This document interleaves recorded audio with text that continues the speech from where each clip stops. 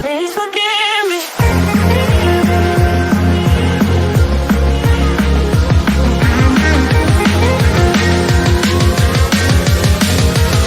And let's go.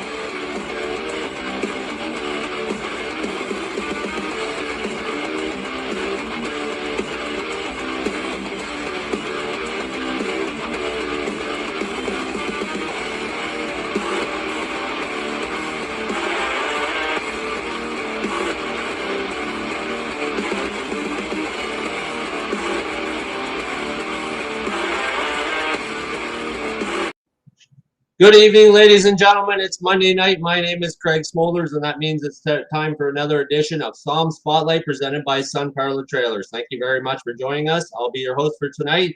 We have Angela in the control room, and tonight we are talking to the driver of the N64 Mini Mod, driver of the N64 Mini Stock, Dylan Bonner. So we'll get Dylan in here in a minute. But just very quickly before we do get Dylan in here, I just want to remind you fans that this Saturday, January 29th, at 2 p.m., we will be having our hangover endurance race at the Speedway. 2 p.m. Saturday. Come on out. There's a $2,500 to win.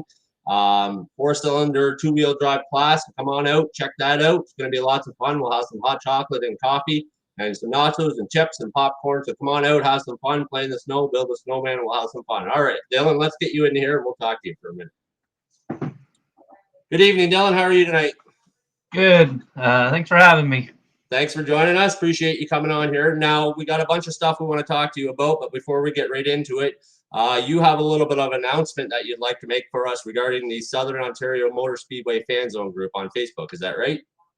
Yep. Every year we redo the skins on our car. So this year we're going to donate the door to the fan zone.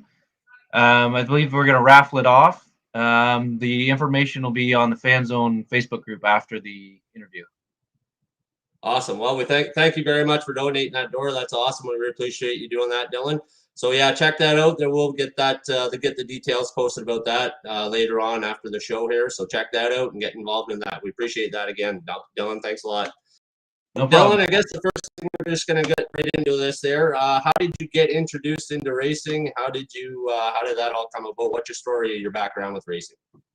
Well, it all began, I guess my Uncle Cam raced, and my dad was the pit crew. My uncle was the pit crew. And yeah, it was kind of like our team. It was a really family oriented team, and everybody helped out and was right into it. As you can see with all the pictures, we did all the dress up and whatnot for the junior fan group. But yeah, they came back in, I think it was 2001. They had a farewell year, and then we started go-karting that year as well. Awesome. Now, when you were growing up, did you play any stick and ball sports? Get into any hockey, baseball, any types of sports like that? Yeah, we did go-karting for a year, and really the only track around here was Leamington, so that didn't really last long. We only had one kart between me and Ryan, so we kind of shied away from that a little bit. We always had backyard go-karts and whatnot, but then we got into hockey, and hockey was a big part of our lives for a long time, 15 years. But yeah, I ended up playing. I made it up to Junior C. I played for the Blades for 5 years. So that was a interesting part. Awesome. So then you switch gears a little bit and you decide to get into racing. I guess you started out in the bomber division, I guess, if that's right. How old were you? What's the story? How did you get into it? Why'd you get interested? What's the story behind the bomber thing? I think it was 2011. Me and Ryan and my wife now, Lauren, went to the track a couple times, watched the races, kind of got back into it, and then we were just scrolling through Facebook, me and Ryan, and we found a car for sale, and we figured, well, why not? So, well, I don't even think my dad was home at the time. We just took the trailer, went and bought the car, and when he come home, we said, hey, guess what we did? And there it was. And it's been a huge part of our life ever since. We haven't stopped. We haven't stopped the year since. Okay. And how successful were you in the bomber division? Well, I guess how many years did you run it? How successful were you? You know, how many wins did you get? That type of thing. I think we did 2 years. We did the first year it was more of like a halftime show intermission thing. I think we did 4 races. Me and Ryan still split the car, so he did 2 and I did 2. And then the next year, I believe it was 2013, Um, uh, Ryan ran half the season, then he moved up to sports stock, and I ran the whole season in the Bombers, and I ended up, I think, with 7 feature wins, and Awesome. we ended up winning points. And then I think about halfway through the year, we got another car, and Evan started driving that, and I think he ended up third. So it was we did pretty good in the Bombers. It was a fun class, good starter class. Oh, that's good. That's good. Now this car, somebody might have told me, and I might be wrong. Did you guys hand paint this car? That's not a wrap on there, right? You guys did the taping and the painting and everything on it. Yep, everything was hand painted back then. We had that design, we had a silver design. Everything was hand painted back then. No Okay. stickers. Well, that's a lot of work, but it looks good anyway. It looks really good. So then you decide you're gonna move up to the mini mods. Is that right? Is that what happens next? Yep, I think there was maybe 1 or 2 races left in the year that I won the Bombers, and I figured it was time to move up. So I bought the car there on the top. That was the first ever Mono Racing mini mod. Awesome. And yeah, I think that was 2014 we started. Okay. How'd that go for you your first couple of years? It was fun. It was a lot of learning, a lot of broken parts, and learning what not to do. But as you go on, you got to learn. You got to know what you can and cannot do. Yeah, for sure. Well, and then you guys started doing a little bit of traveling, I guess, with the mini mods. You guys kind of went down to Clarksville, right? Yeah, we went down to Tennessee. There were with our chassis, they're so open. There's no real classes around here. So yeah, I looked all over Michigan, Ohio, everything, and then we found a nice spot in Tennessee, just on the northern border of Tennessee, Clarksville. And yeah, they had like basically an open 4-cylinder class. So we figured we'll go down. Their motors are pretty much open, so we weren't really expecting to do much, but we went down and we did pretty good. We held our own. It was fun. Good, good. And you guys went down there a few years, right? Like it wasn't just a 1 year deal. You went there 3 or 4 years, I guess, right? Yep, we went down. I think the first time was after the season. Uh, Either 16, yeah, probably in 16, and then before the 17 season, and then after the 17 season. Okay, excellent. Well, that all sounds pretty good. Now, I was watching a video here earlier today. There was an interview that you did when you were in for one of the years. I don't remember what year it was, but there seemed to be a little bit of an issue with pronunciation, and you want you want to talk us through that? I mean, we do have a video clip, but it's kind of hard to make out, but it's actually pretty funny. So talk about it a little bit. Yeah, well, I guess before I started the Bono Racing group and started doing videos on the channel, I wasn't really I was more camera shy, I guess I should say. I don't really talk much and whatnot. So yeah, and they kind of just, it was right after a heat race. I just got out of the car and they said, we're going to do an interview on live TV. So, oh, okay. But yeah, it was a kind of a on the spot thing. But yeah, I'm a little better now on the camera. So That's good. hopefully this interview is better. just, just so everybody knows what we're talking about, I think you were trying to say necessities, and it came out as necessities or something like that. I don't know. It was definitely wrong Yeah, anyway, whatever it ended up being. yeah, that sounds about right. Awesome. It's good stuff anyway. Maybe we can post that later on so people can listen to it.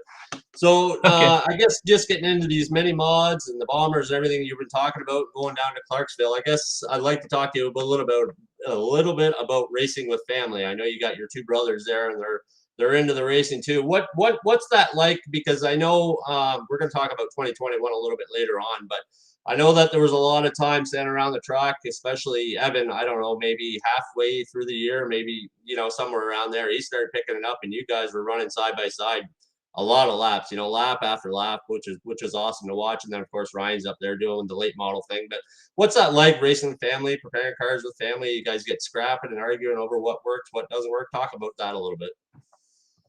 Yeah, it's definitely, well, we're a competitive family, right? So it is. I mean, you can't give him an inch because, I mean, he's just another racer once you get on the track. But I mean, working in the shop, it's awesome just being able to share ideas and work off of each other and mean, you got three cars, you learn three times as quick, right? So, Yeah. but yeah, Evan really improved this year. We got a lot of information on my car, so we're moving everything over on his car to be more like my car, so I can help him a lot more. But yeah, he really come on halfway through the season, and it was really fun to drive with him at the front. It was nice. Yeah, it was. Honestly, it was really nice. It was fun watching them get up there and mix up with the leaders and racing with you and all that kind of stuff. So that was good to watch. And I guess a little bit about Ryan and the late model. Are you into that? Are you going in are you working on the late model? Are you helping with all that stuff, or what's going on with that? I don't really get to help with him much. He's more over at Rob's shop, but I think that was a great opportunity for him, and it was. I think he's making the best of it so far. I'd like to race with him again one day too. I hopefully in the next couple years here we can move up and run in the big class. I think Are you it'd telling be a us lot you're of thinking fun. about getting into a late model? Is that what you're telling us right now tonight? I'd like to. That's where I'd like to end up. It's just more like we're so close in the mini mods. I don't want to give that up. I want to win. I want to win a championship before we move on, and we're. I don't think we can get any closer than we were this year. Yeah, no, I mean, you guys had an awesome year and lots of good battles up front for sure. I mean, any car's got a chance to win that race, and you guys were a lot of fun. So that's good. So we're just going to switch gears a little bit now. I know you're big into the go karts, and you got Colton go karting out there on Route One. Talk a little bit about that, if you would, for a little bit. Just being able to step back and not be a racer anymore and just watch him race is awesome. He can try and tell me what's happening on the track or what he's doing, and he comes off and he tells the whole story and whatnot, and we can try and adjust the card or move from there, and I can try and teach him how to race. It's nice. It's a whole new experience, and it's awesome. And what about Nate there? Has he got any plans of getting into go kart? You going to Oh, try and push that on him? He's not the oh, racer in the family. I think he's already decided he wants to race now. Any chance he gets, he wants the helmet on and he wants to sit in there and push the pedals and make the noises. So I'm sure he's already driving around in the electric vehicles. So I'm sure it won't be too long, another year or two, and he'll be in a go kart.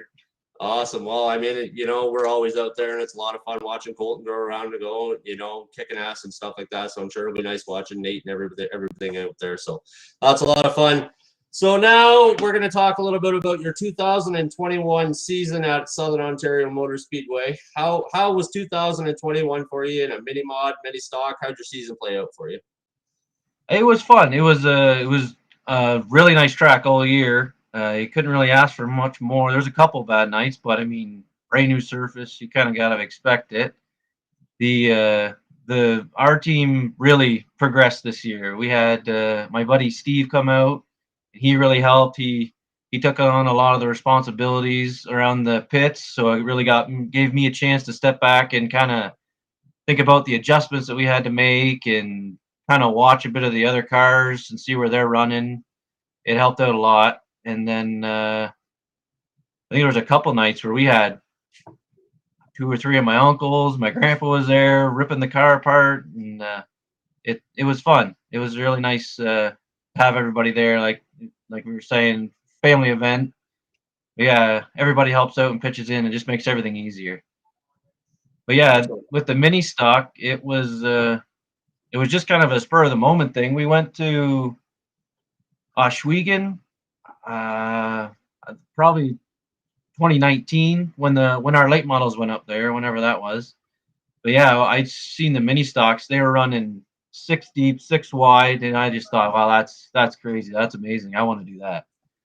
So we had the 2020 season off, and then I went up to Merrittville and Humberstone with the mini mods. Me and Evan did and practiced, and got to see a couple of more mini stocks, how they ran and whatnot. And I figured, wow, we got to get one. So at the end of the 2020 season, we ended up buying the one that's on the screen, and it's a lot of fun. It's a lot different, but it's still a lot of fun.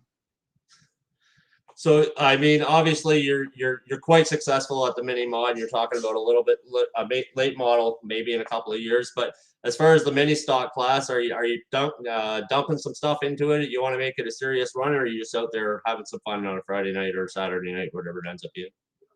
I don't think I'll do anything serious in the mini stock. It's more of just a fun filling the spots. My brother wants to race a couple of nights, so he might get to drive it a little bit, and then yeah, I don't. I think we'll always have it. It'll be a nice car that we can, because you can run anywhere in Ontario. So that was kind of the another idea we had. So maybe take like a weekend off if we get out of the mini mods and just into a late model. I could go up north and run all three tracks up there one weekend, and then come down here and run a Friday Saturday show or something like that. It'd be cool. Awesome. Dylan, we're just going to take a quick break here. We're going to take a quick commercial break, and we're going to come back to you, and we're going to talk to you about the end of 2021 and that wild event that took place the Friday night of the shootout. But we'll take a quick commercial break, and we'll be right back with SOMSpotlight presented by Sun Parlor Trailers. Okay. Looking for a new standard in IT solutions? Look no further. Let the expertise of Heeb's 3 IT Solutions Inc. take your business to higher grounds. Services we provide, but are not limited to, are IT solutions and project management, website design, PC support, installation and implementation, cyber and endpoint security, residential and commercial networking, identity and branding design. With our years of experience and dedication we have to our customers, Heeb's 3 can be your one-stop shop for IT solutions. Visit us today at www.heebs3it.com.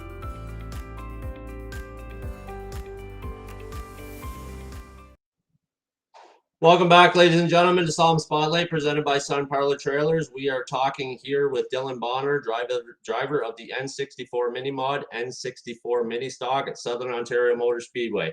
So I talked about it really quickly before we went to commercial break, Dylan, but 2021, Friday night of the shootout, something wild happened to you, something I honestly have never seen in my life, a car that happened to a vehicle like that. But anyways, we'll let you talk about that, and go ahead. I'll just let you talk about it.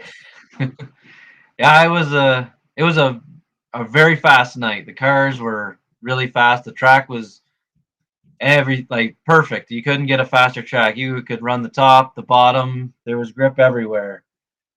But yeah, we were running. I think we were almost 3 or 4 laps left, and it was go time. There was no way I was catching first place if I wasn't going to push it. So yeah, we pushed it a little harder than the car could handle. Then the right rear tire hooked the wall, and up she went.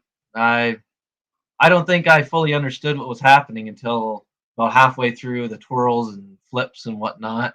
I just grabbed the seatbelts and held on. There's nothing else you could do. We got the video here coming up here, but we'll just take a quick look at it here. But yeah, like I've never seen. I mean, I've gone to a lot of races, and I have never seen, especially a mini mod, get up and over and flipping like that. Like that's it's coming up here shortly. It was a fast night. The cars were fast. Yeah. Just couldn't lift. They didn't want to lift. They didn't want to give anything up, and bam, there it goes. So when that's happening, like I mean, obviously, something like that happens, you know, in an instant. You don't really get time to think about, but you come to a stop like that. I mean, are you feeling around, make sure everything's still the way it's supposed to be? What's that like when you finally come to a stop and realize that, well, I guess I'm still here anyway? Yeah, I was just upset that you put so much time and dedication into a car like that, and then half a second later it's junk. I wasn't even worried about myself. I was just so upset about the car. But yeah, you don't even think about anything else. You just, I don't know, it's weird. You kind of like in a stunned motion. Yeah. Well, I mean, I saw you at Route 1. I guess it would have been on the Sunday, I guess, after that. And, you know, it appeared to me that like if I didn't know, I wouldn't have known that you were in that kind of a wreck on the Friday night. But I guess talk a little bit about the safety equipment, because that's definitely a nod to the Yeah. how far safety has come in these vehicles. So let's talk about that a little bit. Yeah, I honestly, before this season, I think we bought my neck restraint a couple years ago, and I tried it one year and it just didn't like it, so I went back to the scrunchy neck brace, and I'm really glad that I had that on. I could feel it tugging on my neck, keeping it straight, and I will never run without one. Just the luck of the draw. My wife made me fit it properly. Got in the car. It took me, I don't know, 2 hours to adjust it and everything. I think that was over the 2020 break. So I sat down and we put it in right, and I ran it for the 2021 season, and I'm glad I had it. Yeah. It's definitely a lifesaver. Well, I mean, I've never be obviously I was the one, taking video down there, but I point the camera down, but I've never been so happy to see a driver climb out of a vehicle after a wreck like that. So, I mean, I think I speak for all fans when I say that we were happy to see you climb out of that wreck and carry on and walk to the ambulance or whatever it was. So that's awesome. So, and hopefully you never have a wreck like that again, because one's enough, right? Yeah, for sure. Or one's too many, I guess. So let's talk about the future a little bit right now. What's going on for 2022 and beyond? You getting things prepared, ready to rock? What's going on? Yeah, we went and got a chassis from Mike Lewis, and we had to alter some things, but for the most part, it's still the same chassis. We had to put our spindles and our rear end in it and whatnot. But yeah, there's Stevie Weldon. He's been a big help. We had a couple weeks off there. We had the quarantine for the COVID, so by him and my dad, they were still out there even when I wasn't. They're pushing real hard to get it done, and it's a big help to have them out there helping me out, pushing me through, making sure we get stuff done. But yeah, that'll be hopefully a nice car to start back up with. Well, we certainly wish you the best of luck in your 2022 season. Now, just a little bit. Do you have a bucket list race, a bucket list track, something you'd like to do before you decide you're going to shut her down?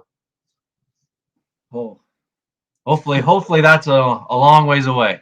But I'd really like to run the Oswego late model race and run the Rio Memorial Shootout night. That would be a big thing. Whether I borrow a car or buy my own late model, I think that would be one of the bigger races I'd want to do. Okay. And sponsors, you got some sponsors you'd like to talk about and thank?